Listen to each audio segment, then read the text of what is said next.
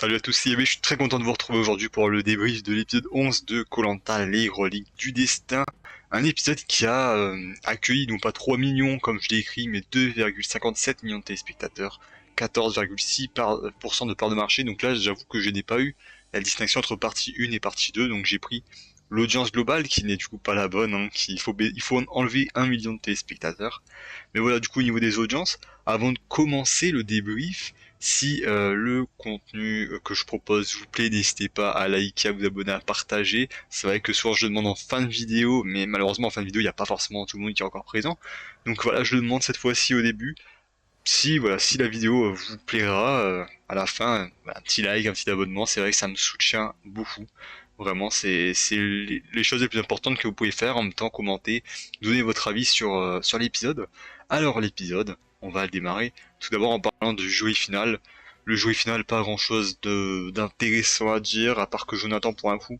Voilà, ses pronostics étaient bons, Guillaume est arrivé dans la résidence du jury final. Et lui, il a espoir, eh bien, que il y ait la poterie du retour. Il dit, j'ai une chance sur 5 que ça arrive.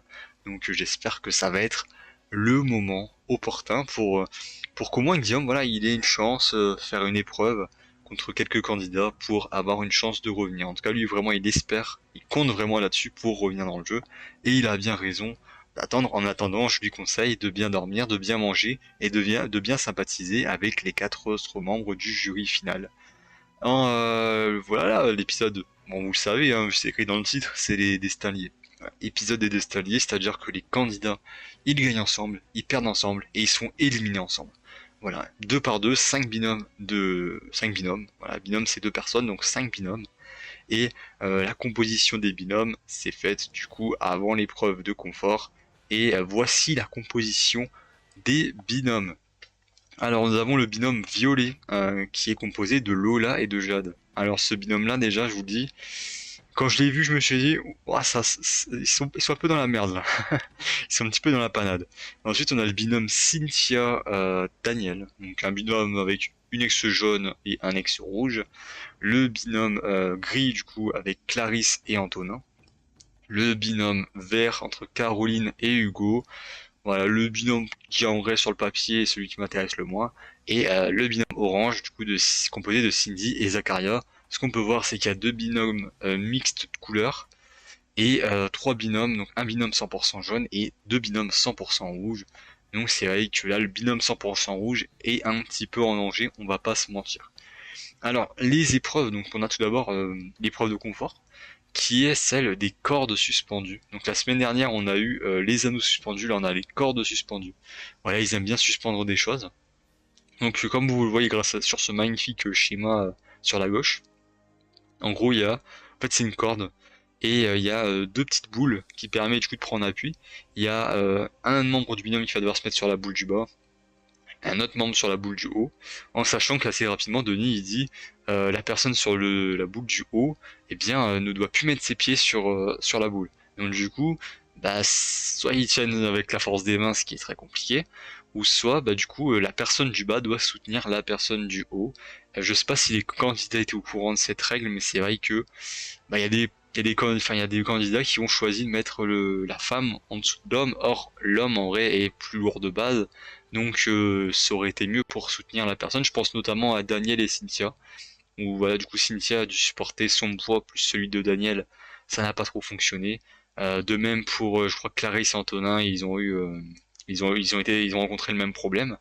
Zacharia, Cindy, ils ont eu un petit peu de mal aussi, notamment Cindy. Voilà. D'ailleurs, il y a eu des positions très spéciales, honnêtement. Je pense à Zakaria Cindy, ouais, il y a eu une belle position, une position à ne pas diffuser à 21h sur TF1. Et ensuite, le binôme Hugo, Caroline. Caroline, elle avait l'air bien, mais Hugo a un petit peu de mal. Et en vrai, sans surprise, moi je m'attendais, hein, sincèrement, enfin, je voyais, ça m'a pas surpris que ce binôme gagne. Bah, du coup, le binôme qui a remporté la récompense, c'est Lola et Jade. En effet, Lola, qui est quand même un gabarit assez grand, hein, c'est une femme du coup qui fait 1m80, je crois, quelque chose comme ça, donc elle arrive bien à supporter, déjà, elle est assez forte mentalement, je trouve, et elle arrive à supporter bien Jade. Jade qui est la plus légère, je crois, parmi les candidates restantes, donc en vrai, c'était une épreuve pour elle, et elles l'ont remporté. La récompense, c'est qu'elle profite d'un petit moment pas forcément voilà sur une île, mais sur une petite crique, voilà sur le rivage. Il y a une petite maison sur 2 étages. Elles ont pu profiter, elles ont pu manger, elles ont pu apprécier les fonds marins. Bref, ça devait être un bon petit moment, en tout cas pour les candidates, ça doit être un bon moment à vivre. Pour nous téléspectateurs, j'avoue que moi je m'en foutais un petit peu, mais c'est vrai que pour Lola et Jade, je pense que ça a fait du bien. Et l'épreuve d'immunité, du coup, qui est l'épreuve des aveugles. L'épreuve des aveugles, en vrai, c'est quasiment la même épreuve que lors du feu sacré, c'est-à-dire que il y a un guide et une personne qui, bah, du coup, doit écouter. Elle doit récupérer des sacs où il y a des boules, et quand les boules seront récupérées, eh bien, ils pourront faire un petit parcours là, comme ça, avec une sorte de petit labyrinthe. Et à ce jeu, il me semble que c'est Cynthia qui guide très bien Daniel. Par rapport à ce que Daniel a dit sur l'épisode par rapport à Cynthia, bon, elle a fait taire un peu les critiques parce qu'elle l'a très bien guidé et ils sont arrivés en premier sur le lieu du labyrinthe. Ensuite, je crois qu'il y a, je sais plus exactement c'était quoi l'ordre. Je sais que Jade et Lola sont arrivés en dernière. Et elles ont eu un petit peu de mal, mais ouais, le labyrinthe, au final, ça s'est équilibré. Il y a les deux binômes qui s'en sortaient le mieux, c'était Cynthia Daniel et Clarisse et Antonin. Et au final, le binôme qui remporte l'épreuve, c'est Clarisse et Antonin. Du coup, les deux qui ont fini dans les 2 premiers de l'épreuve initiale se sont retrouvés et ont remporté cette épreuve, sont donc immunisés à un conseil qui s'annonce électrique. Parce que oui, il s'est passé pas mal de choses. Là où, par exemple, l'année dernière, l'épisode des binômes, voilà, il n'y a pas eu forcément trop de suspense, et en vrai, limite, je crois qu'il y a même pas de suspense qui a été vendu. Là, cette fois-ci, il y a un choix logique qui est d'éliminer Lola et Jade. Sauf qu'en fait, chaque candidat réfléchit aux intérêts qu'ils ont, etc. Et finalement, même si le tirage au sort n'a pas été optimal, je tiens à le dire vraiment, là, pour le coup, le tirage au sort, il n'a pas vraiment favorisé Lola et Jade, hein. Elles avaient une grosse cible sur le dos. Parce que Daniel, il est pote avec Antonin et Zacharia, ils étaient dans 3 binômes différents, ce qui est assez logique, mais avec 2 rouges notamment. Voilà, donc s'ils étaient avec les 3 filles jaunes, ça aurait été, mais là 2 rouges, ça va pas. Et ensuite Caroline qui était avec Hugo qui s'est rapproché des garçons aussi. Enfin voilà, j'en parlais parce qu'en vrai l'épisode, je trouve qu'il était assez intéressant stratégiquement, et je vais parler un peu individuellement, globalement, de la situation de chaque candidat dans l'épisode. Donc du coup on a Lola. Lola on l'a pas forcément trop vu, donc je vais en parler un peu plus tard. Je vais plus parler de Jade d'abord, parce que Jade elle a fait une petite erreur, c'est qu'elle a été voir Cindy, elle a dit ouais, on s'est pas senti protégé lors des 2 derniers conseils, parce que Cindy elle protégeait les filles, mais en fait elle l'a pas dit. Elle l'a dit à personne. Enfin, elle l'a dit, je crois, à Clarisse peut-être, mais elle l'a pas dit à Lola, elle l'a pas dit à Jade. Donc du coup, Jade n'était pas au courant. Il y avait un quiproquo entre les deux. Et Jade, du coup, elle dit ouais, j'ai plus confiance en toi, Cindy. Et Cindy, bah, il faut pas lui dire qu'on n'a pas confiance en elle parce que sinon elle se venge. Elle, Cindy, vraiment, elle se prend vraiment pour Cindy de 2019. Hein. Vraiment, c'est la reine de la stratégie, voilà, la nouvelle reine de la stratégie. Cindy 2, reine de la stratégie de Koh-Lanta, les reliques du destin. Et du coup, Jade a fait une petite erreur, elle s'est mis un petit peu en porte-à-faux avec Cindy. Donc déjà qu'elle avait pas tant de chance que ça de s'en sortir, là ça a compliqué un petit peu les choses. Mais le fait est que Clarisse, elle veut genre sarter Daniel. Et c'est vrai que Daniel, globalement sur l'épisode, il a été un petit peu en panique, il a eu du mal à gérer la pression.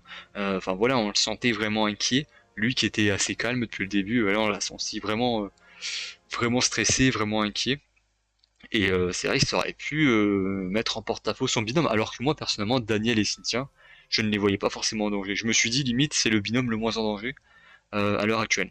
Au final, il y a eu un petit peu de danger autour de eux, et il y a même Lola et Jade qui étaient à 2 doigts de voter contre Cynthia, donc quand même, voilà, il y a eu un petit danger à cause du comportement de Daniel, et voilà, Cynthia, en vrai Cynthia, bon, on l'a pas trop vu, sincèrement sur l'épisode on l'a pas trop vu. Clarisse, là aussi, une petite erreur, c'est-à-dire que quand Daniel, qui devient un peu parano, il demande à Clarisse si ils marchent toujours ensemble, bah Clarisse, au lieu de dire oui, elle dit je sais pas, je sais pas, on élimine les jeunes, on verra. Tu me fais peur. Elle a dit t'es fort, t'es trop fort. Donc en vrai, elle a vraiment limite dit à demi-mot que Daniel était en danger avec Clarisse, ce qui est pas du tout intelligent. Enfin voilà, Clarisse. Alors peut-être que la Cindy, elle se considère comme la reine de stratégie. Voilà, je sais pas si c'est la meilleure stratégiquement de la saison. Par contre, Clarisse, voilà, c'est pas la meilleure, ça on le sait. Voilà, c'est bon. Peut-être qu'elle s'y croit stratégiquement, mais J'aime bien Clarisse, hein, mais juste, voilà, elle est un petit peu...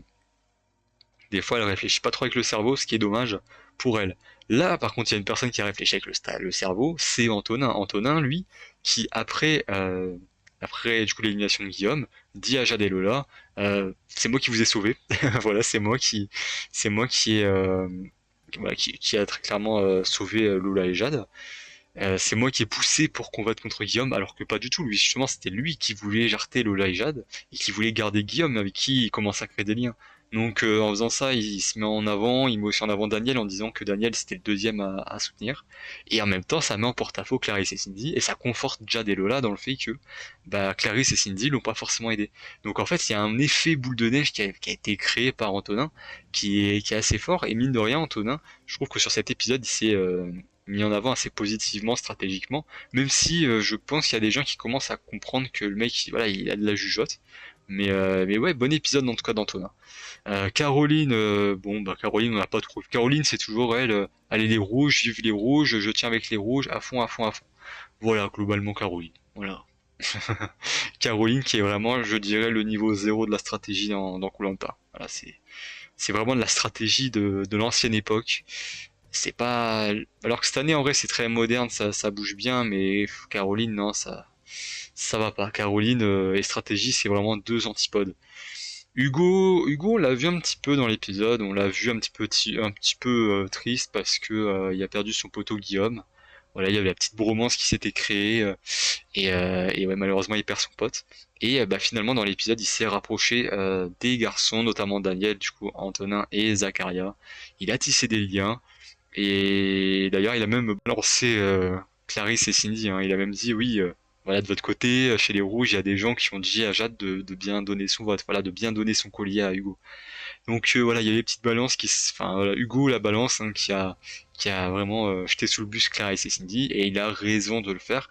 Malheureusement, c'est vrai que Clarisse et Cindy, même si t'as envie de les éliminer, bah, le problème, c'est qu'ils sont en binôme avec Antonin et Zacharia, donc c'est assez compliqué. Et un Daniel qui aurait envie de jarter une Clarisse ou une Cindy, bah il est un peu réticent par rapport à Antonin et par rapport à Zacharia. D'autant plus qu'Antonin et Clarisse ont gagné l'épreuve d'immunité, donc sont protégés au conseil.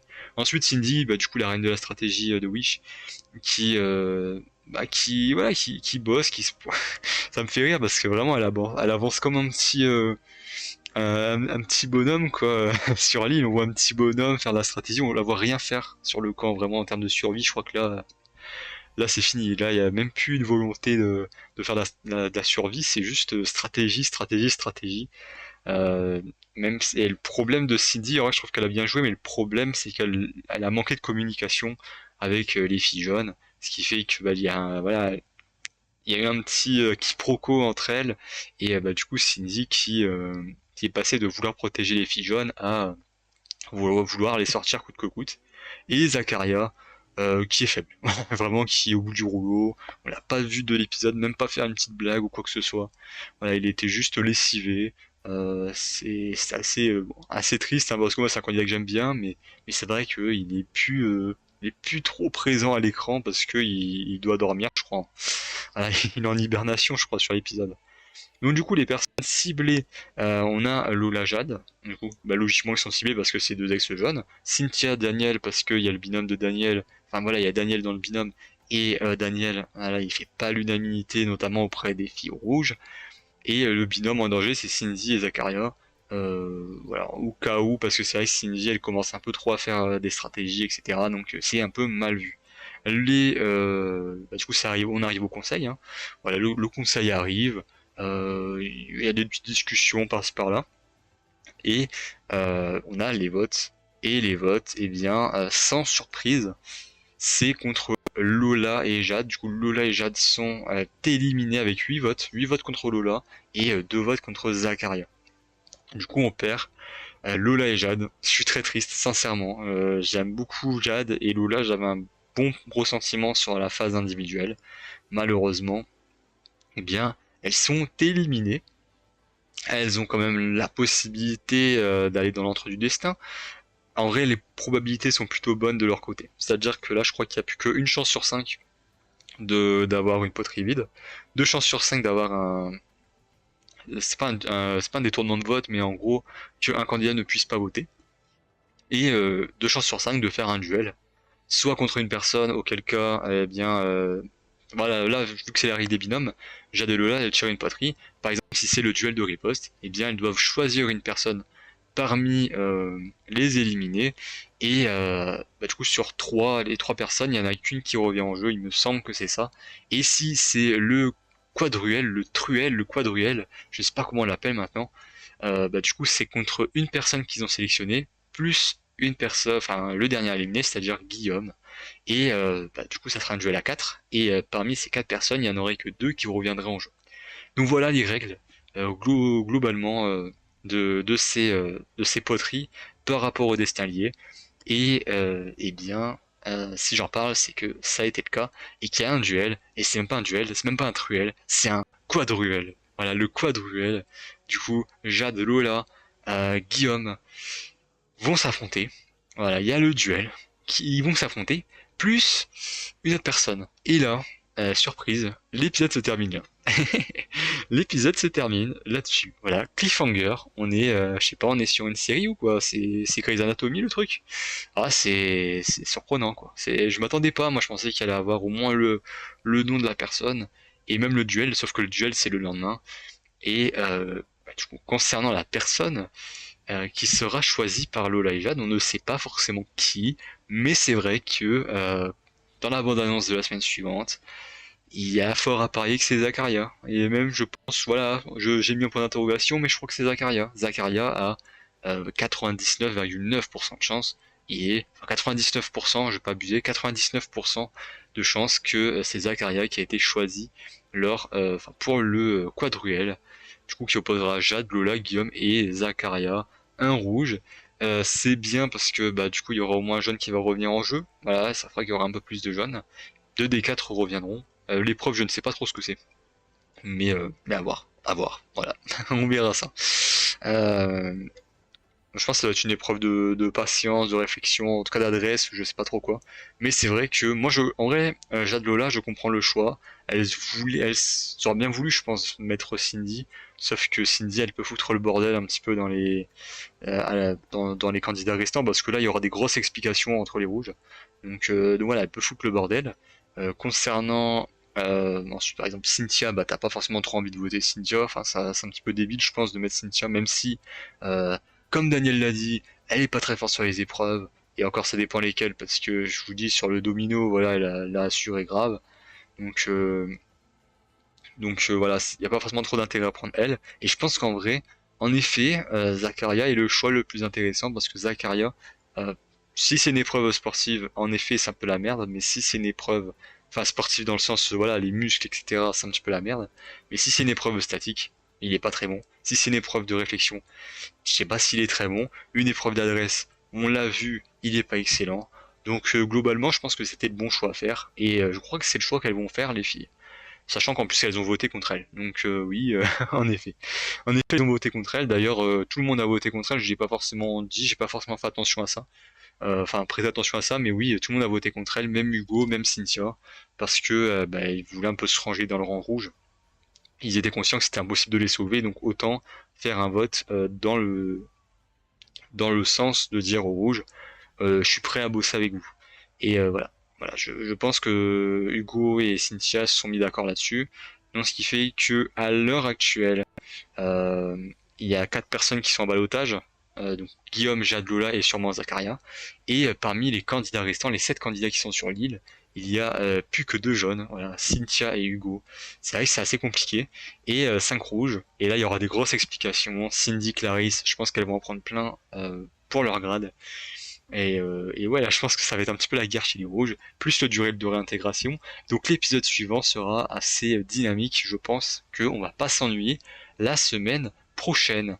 Donc voilà, non, franchement, je vais donner plus tard l'avis sur l'épisode, hein, mais du coup, il n'y a pas de candidat éliminé, pour l'instant, en tout cas.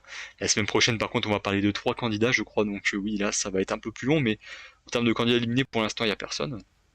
Le top flop des candidats, en top j'ai mis Antonin parce que Antonin il a réussi à retourner un petit peu le jeu. Le mec en fait, le mec, il a dit pendant 2 heures qu'il était blanc. Voilà, il était pour une tribu blanche. Et depuis, ça lui lèche les pieds. Il a apprécié des jaunes comme des rouges. Voilà, alors qu'il est rouge, en final, en vrai, le mec, il dit oui, je veux la supériorité rouge, etc. Donc voilà, en vrai, Antonin, ouais, qui est assez intelligent et qui a fait un bon coup. Surtout, il a mis en porte-à-faux Cindy et Clarisse, donc il a peut-être évité l'élimination de Daniel, enfin en tout cas d'un de ses alliés. Donc voilà, Antonin, il a bien joué. J'ai mis Hugo en top, parce que malgré qu'il ait perdu son poste, il a su rebondir. Je pense qu'il a tissé des bons liens avec les garçons rouges, donc c'est pas mal. Donc c'est vrai que c'est pas mal pour lui. Et en flop, j'ai mis Cindy et Clarisse, alors que je les avais mis en top la semaine dernière. Donc comme quoi ça va très vite. Je pense qu'en termes de power ranking, c'est-à-dire qu'en termes de puissance dans le jeu, voilà, ouais, en termes de puissance dans le jeu, Cindy et Clarisse, pour moi, elles étaient tout en haut, elles étaient très bien placées dans le jeu. Et là, aujourd'hui, elles sont dans la merde. Voilà. Et c'est vrai que globalement, je trouve que le point positif de la saison, c'est ça, c'est que certes, le casting n'est pas exceptionnel. Certes, voilà, il n'y a pas de performance sportive incroyable, il n'y a pas de moment ultra marquant, mais le jeu est très dynamique et le pouvoir, en gros, il passe de main en main. C'est-à-dire que là, aujourd'hui, c'est Antonin qui a un petit peu ce pouvoir-là, qui a l'air d'être bien placé. Cindy et Clarisse qui étaient bien placés ne le sont plus. Même un Joanne qui était bien placé, il est passé de leader respecté à leader contesté et menace pour les jeunes. Donc il s'est fait éliminer. Donc en vrai, je trouve vraiment que chaque candidat tire son épingle du jeu, même si pour l'instant, bah, il reste beaucoup de rouges. Sûrement que ça va changer. Sûrement qu'ils vont se tirer dans les pattes. Et Cindy, ouais. En vrai, après Cindy, malheureusement, c'est juste qu'elle a vraiment mis trop en avant le girl power. Ce qui fait que, bah, malheureusement, je pense qu'elle s'est mis un petit peu en porte-à-faux avec les garçons rouges.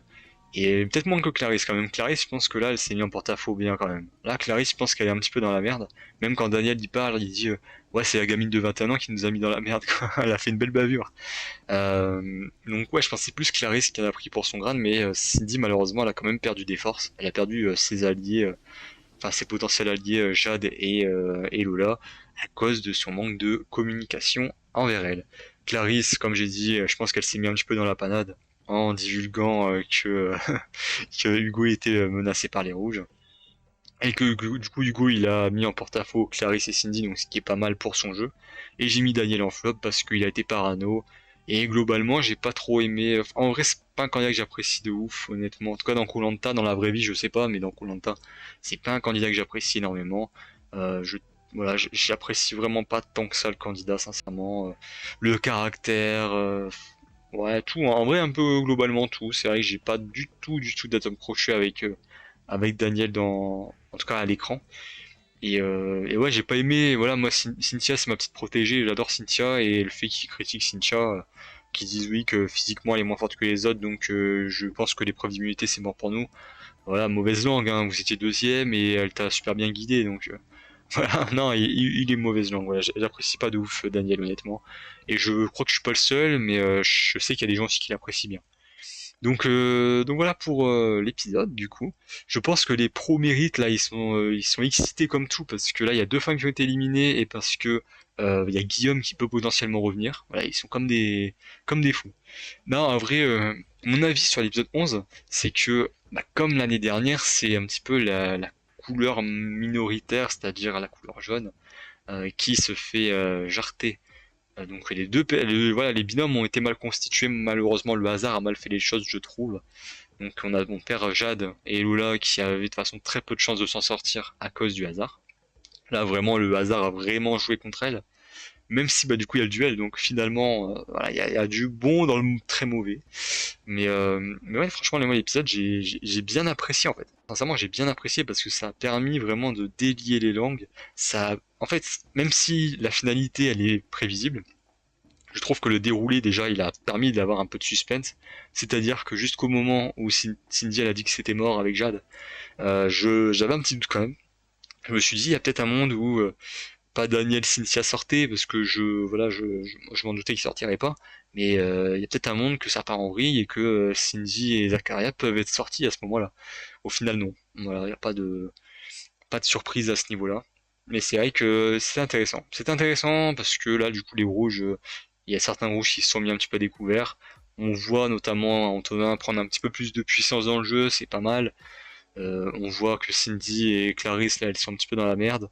On voit que Hugo, il essaye de travailler avec les hommes rouges. On voit que Cynthia aussi, elle essaye de bien se stabiliser avec les rouges.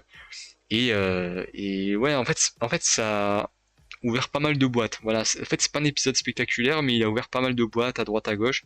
Et je pense que ça va être assez intéressant pour la suite. En tout cas, j'espère que la fin de saison sera aussi imprévisible que ce qu'on a les derniers épisodes. Enfin, en tout cas, il y a un petit peu de suspense et que ça soit pas juste rouge comme jaune et en fait, des gens qui ont le pouvoir et qui gardent le pouvoir jusqu'au bout. Sur cette saison, je trouve que c'est pas du tout le cas, donc ça c'est vraiment bien. Et c'est assez rare, et c'est ça qui est appréciable en vrai, je trouve, avec cette saison, c'est que le pouvoir change de main. Maintenant, je vais pas trop me prononcer sur le prochain épisode, parce que moi aussi j'ai mon petit cliffhanger. Voilà, koh y a pas que vous, y a pas que vous qui avez un cliffhanger, moi aussi. Parce que dimanche, du coup à 17h, hein, à l'heure habituelle de sortie vidéo, je vais proposer mes théories sur la dernière ligne droite de koh les reliques du destin. Donc du coup, je vais un petit peu théoriser, voilà, on va théoriser du coup, du duel jusqu'à la finale, jusqu'à qui va remporter la saison. Voilà, je vais du coup faire mes petites théories. J'espère en tout cas que la vidéo vous aura plu. J'ai déjà dit, mais je peux le redire. Voilà, si elle vous a plu, bah, n'hésitez pas à vous abonner, à liker, à partager, c'est gratuit et ça me soutient.